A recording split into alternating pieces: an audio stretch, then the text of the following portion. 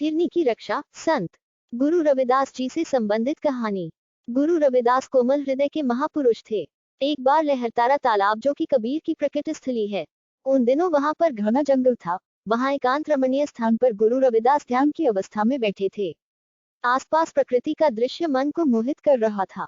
इसी समय एक हिरनी भागती हुई इधर निकल आई, जिसके पीछे शिकारी लगा हुआ था। वह हिरनी को मारने के लिए तैयार था। शिकारी ने हिरनी को अपने काबू में कर लिया था। हिरनी ने सोचा कि अब उसका जीवन मुश्किल में पड़ गया है और शिकारी उसे मार डालेगा।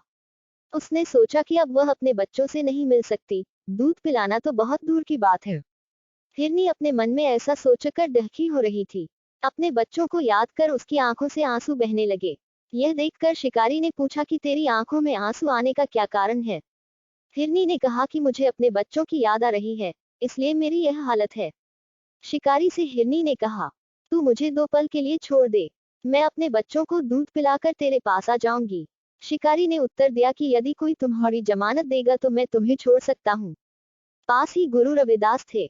उन्होंने शिकारी से कहा कि मैं इसकी जमानत देता हूँ और तेरे पास तब तक रहूंगा जब तक हिरनी वापस नहीं आ जाती। शिकारी ने 2 घड़ी के लिए हिरनी को छोड़ दिया। हिरनी तेजी से भागती हुई अपने बच्चों के पास पहुंची। बच्चों ने जब देखा कि उनकी माता आ गई है, तो वे अपनी माता से लिपट गए। जब वे दूध पीने लगे तो उन्होंने देखा कि उनकी माता उदास है। बच्चों ने माता को उदास देखकर पूछा कि माताजी, आपकी उदासी का क्या कारण है। हिरनी ने उन्हें सारी बात बताई। बच्चों ने कहा, माताजी, अब हम दूध नहीं पिएंगे, बल्कि आपके साथ जाएंगे। आपसे पहले हम अपनी जान दे देंगे, हमारे बाद ही आपकी बारी आएगी। हिरनी कुछ देर बाद अपने बच्चों के साथ जहां शिकारी और गुरुजी बैठे थे, वहां पहुंच गई। हिरनी ने शिकारी से कहा कि अब इन संत महापुरुष को छोड़ दो, हम 2 घड़ी से पहले तुम्हारे पास पहुंच गए हैं।